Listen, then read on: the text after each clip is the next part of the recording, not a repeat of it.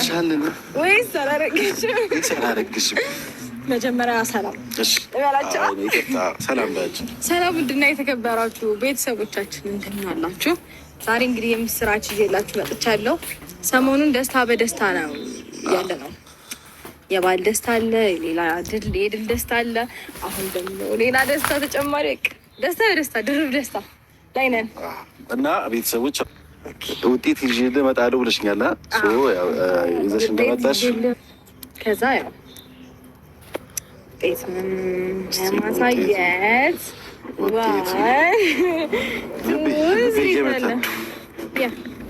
አይዞህ ልብ አይምታ የኔ ወንድም ማሳያርን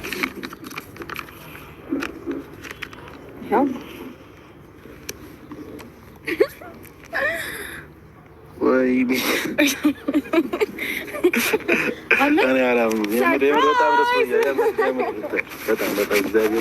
በጣም ደስ ያለኝ የምር እስማቡል ቤተሰቦች እንግዲህ ሁለተኛ ልጅ ሁለተኛ ልጅ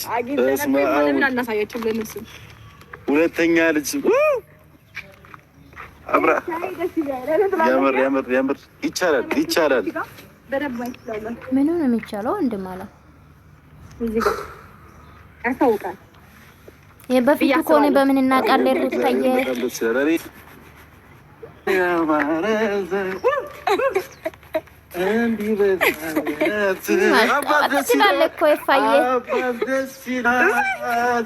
ሁለተኛ ልጅ ፍሬው ያማረ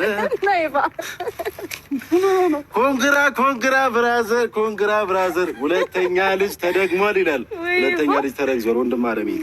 ወንድም አለሜ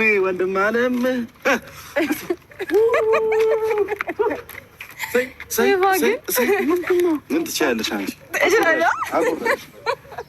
ሩታ ሲጀመር ትችላለች። ብራዘር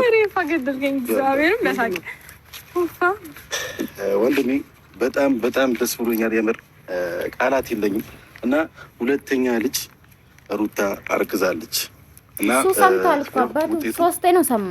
ለቤተሰቦች አሳይተናል። አንተም ወንድም አለም በጣም ደስ ብሎኛል የምር። አብርሽ ያየ ነው ዶቼ ያየ ነው።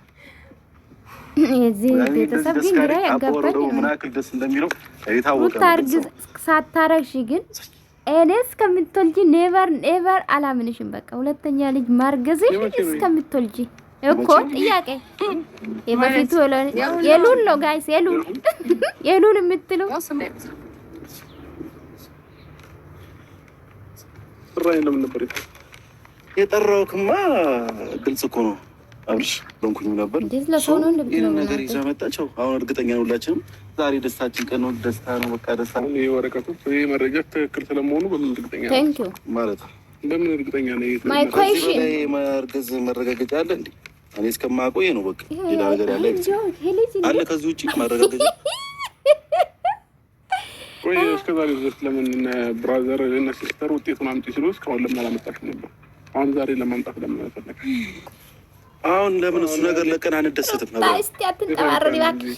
ያልገባ ነገር ከንፈርሽ ወደዛ ታጣምሚብን። በቃ ሽቦ አስረሻል አውቀናል ነበር። ምንም ትክክል ስላልነበረ በሳቱ በጣም ተናድጄ በጣም አንቺ ምን ቅቤ ቀባሻት? ማይሆን ነገር አንቺ ቅቤ ቀባሻት ወይ? እስኪመስል ድረስ የባልሽ እህት እኮ ናት፣ ታላቅሽ ናት። እኔ በራሴ እጄ የሰራሁት እስኪመስል ድረስ ወይም ደግሞ ለምን እንደዚህ ታደርጊያለሽ? ለምን ይሄ ነገር ተፈጠረ ምናምን።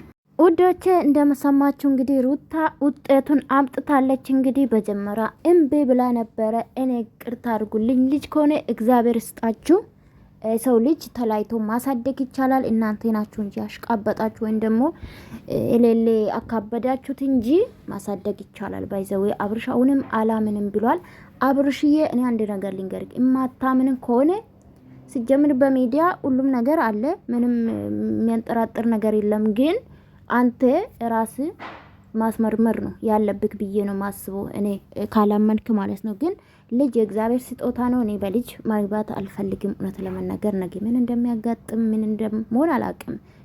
ሴት ልጅ ነኝ፣ ብዙ ነገር ይጠበቅብኛልና ለማንኛውም እውነት አርግዘሽ ከሆነ እግዚአብሔር ስጥሽ። እኔ ግን በበኩሌ እግዚአብሔር ስጥሽ ልጅ ማለት ነው።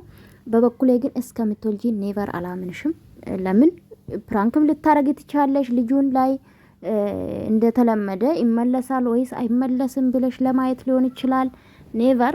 እኔ ግን በዚህ ሁኔታ እኔ በዚህ በተለይ መስጠትን ሀሳብ መስጠት አልፈልግም። እውነት ለመናገር ግን አብርሽ እንግዲህ አላምንም ብሏል።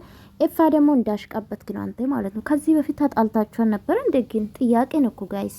ለማንኛውም አብርሽዬ ጀግና ወደፊት ወንድም አለም